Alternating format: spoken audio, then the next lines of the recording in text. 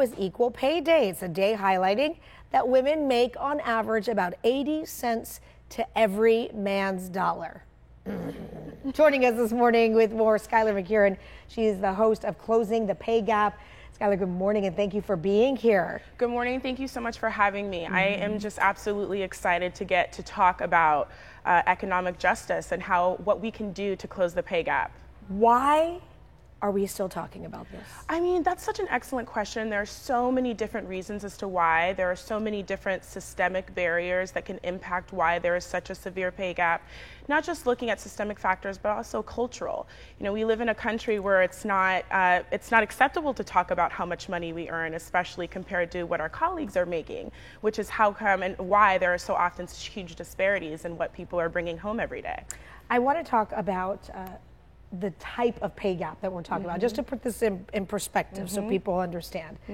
Some of the information that we have, Asian American women make 85 cents for every dollar of a man? Yes, 85 cents every dollar. And when we look at all of the different factors that can impact why someone is making less, looking at the fact that Hispanic women make the least amount of money to every man's dollar, 53 cents. That is unconscionable. And so what I want to focus on is half. That's half. That's half. And most of the time we look at, 80 cents per dollar, but we don't look at the cumulative impact of what that means over the course of someone's professional life, which is why negotiation and self-advocacy are so important, because they have the ability to actually close the pay gap. African American women, 61 cents for every dollar. Native American women, 58 cents for every dollar. Anybody looking at this, I would assume, is like, this is not fair. Yes. What do we do? Yes. Well, and one of the things that I think is so frustrating is that a lot of the time this places our pay or our economic opportunity at the mercy of someone else, like our employer, or sometimes waiting for a system, like when you can get a review every 4 months or every quarter.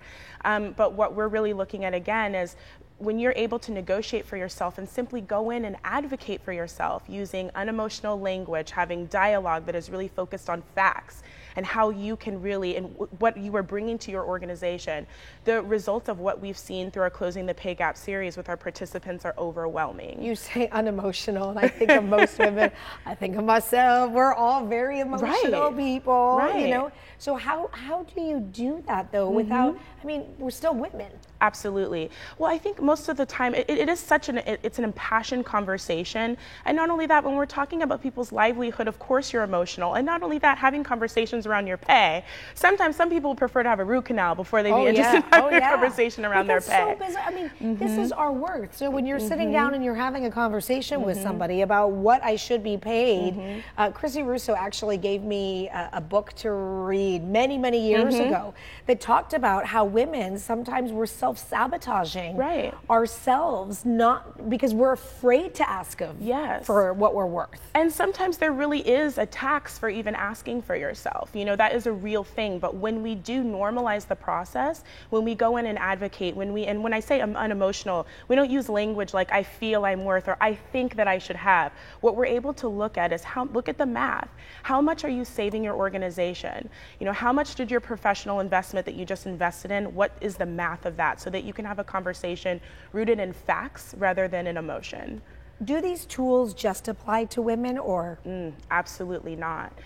Income inequality and pay gap is something that every single human can be led vulnerable to for a multitude of different reasons. That's why advocating for yourself is so important, because it's something that you have control of versus someone else. Sometimes you just need to talk to somebody to give you that little bump that you need, and you're hosting a little workshop so people can come and learn from you. Tell me about what you're doing. April 11th, we have a series of courses where we have been teaching people simply how to go in and ask ethically and elegantly for what they're worth. So for all of our participants, we've been able to see some of them have their graduate degree paid for. That's a single mother of 2 who's now her family is starting without debt, without college debt, simply from asking. So in 2.5 hours, we are just overwhelmed by the results. And not only that, really excited to see how employers are really interested in honoring people's pay. And they are. There are a lot of really good employers who are working towards that.